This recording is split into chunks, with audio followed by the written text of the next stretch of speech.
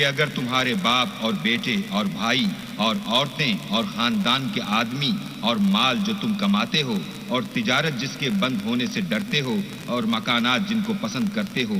اللہ اور اس کے رسول سے اور اللہ کی راہ میں جہاد کرنے سے تمہیں زیادہ عزیز ہوں تو ٹھہرے رہو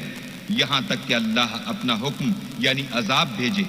اور اللہ نافرمان لوگوں کو ہدایت نہیں دیا کرتا۔ اللہ نے بہت سے موقعوں پر تم کو مدد دی ہے، اور جنگ حنین کے دن جب کہ تم کو اپنی جماعت کی اکثریت پر غرور تھا اور وہ تمہارے کچھ بھی کام نہ آئی، اور زمین باوجود اتنی بڑی فراخی کہ تم پر تنگ ہو گئی، پھر تم پیٹ پھیر کر پھر گئے۔ اللہ نے اپنے پیغمبر پر اور مومنوں پر اپنی طرف سے تسکین نازل فرمائی، اور تمہاری مدد کو فرشتوں کے لشکر جو تمہیں نظر نہیں آتے تھے آسمان سے اتارے، اور کافروں کو عذاب دیا، اور کفر کرنے والوں کی یہی سزا ہے۔ پھر اللہ اس کے بعد جس پر چاہے مہربانی سے توجہ فرمائے، اور اللہ بخشنے والا مہربان ہے۔ مومنو، مشرک تو پلید ہیں، تو اس برس کے بعد وہ خانہ کعبہ کے پاس نہ جانے پائیں، اور اگر تم کو مفلسی کا خوف ہو تو اللہ چاہے گا تو تم کو اپنے فضل سے غنی کر دے گا،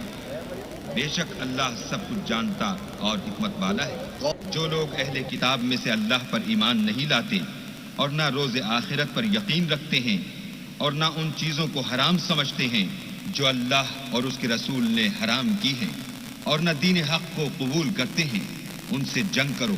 یہاں تک کہ ذلیل ہو کر اپنے ہاتھ سے جزیہ دیں۔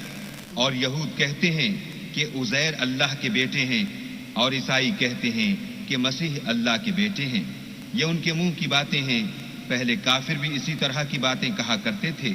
یہ بھی انہی کی ریس کرنے لگے ہیں۔ اللہ ان کو ہلاک کرے، یہ کہاں بہہ کے پھرتے ہیں۔ انہوں نے اپنے علماء اور مشائخ اور مسیح ابن مریم کو اللہ کے سوا اللہ بنا لیا،